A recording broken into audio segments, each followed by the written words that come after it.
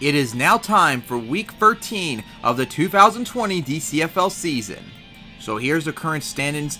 After 12 weeks, Indianapolis has the playoff berth, but not the division yet in the Eastern Conference, as Jacksonville's number 2 and New York's number 3, followed by my charm, Philadelphia, and Boston. And in the Western Conference, Chicago, of course, won the division, as Seattle's number 2, Oakland number 3, and followed by Kansas City, Mexico City, and San Diego. And now, here's the schedule for Week 13, as we'll start off with Baltimore at Jacksonville. Then the big one, Jacksonville at Indianapolis. If Indianapolis beats Jacksonville, they will clinch the Eastern Conference, followed by Philadelphia at New York. Then it'll be Kansas City visiting Chicago, then Mexico City visiting Oakland, and then Seattle visiting San Diego. And if Seattle beats San Diego here, and Oakland beats Mexico City, San Diego will be the first team eliminated from the playoffs.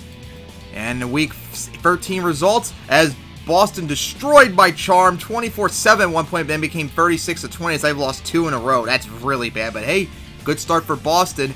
And Indianapolis destroyed Jacksonville 56-28. They were tied up at 28 at one point, but then Indianapolis just went all out and just blew out as they've clinched the Eastern Conference title for the first time ever, although this is their third straight conference title victory.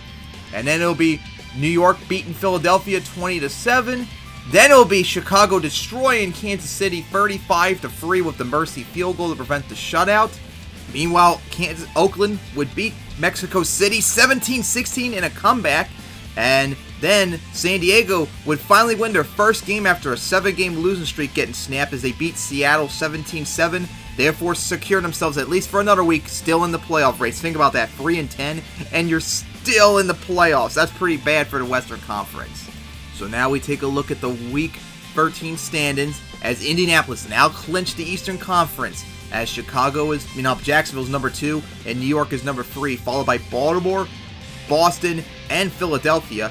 Then the Western Conference, Chicago has the number 1 seed, of course. Oakland moved up to number 2, and Seattle fell to number 3, as Kansas City, Mexico City, and Oakland round out the bottom 3 teams. Now there's some playoff clinching scenarios. Jacksonville, if they beat Boston and then New York beats Baltimore, they will be in the playoffs for the 3rd year in a row. And then New York, if they beat Baltimore and Jacksonville beats Boston, they will also clinch a playoff berth. So with 2 weeks remaining, if they win out their games, they will effectively clinch the last 2 playoff spots, as my charm, the Boston Red Jackets, and Philadelphia Sonics will all be eliminated. And then Oakland, if they beat Chicago and then Kansas City and Mexico City both lose, they will be in the playoffs for the 2nd year in a row. And then of course there's San Diego. If they lose or Seattle wins, they will be eliminated from the playoffs. So now we take a look at the Week 14 schedule, as the Eastern Conference is huge all over, as we'll start off, of course, with New York at Baltimore, then Indianapolis at Philadelphia, and then Boston at Jacksonville, with those 2 games in the left and right being the most important one. Then it'll be Kansas City at San Diego, then Chicago at Oakland, and finally wrapping up Seattle at Mexico City. So both conference winners are now sealed, and we possibly could have 5 of the 6 spots in the playoffs all secured next week. So we'll see what happens. So tune in for Week 14.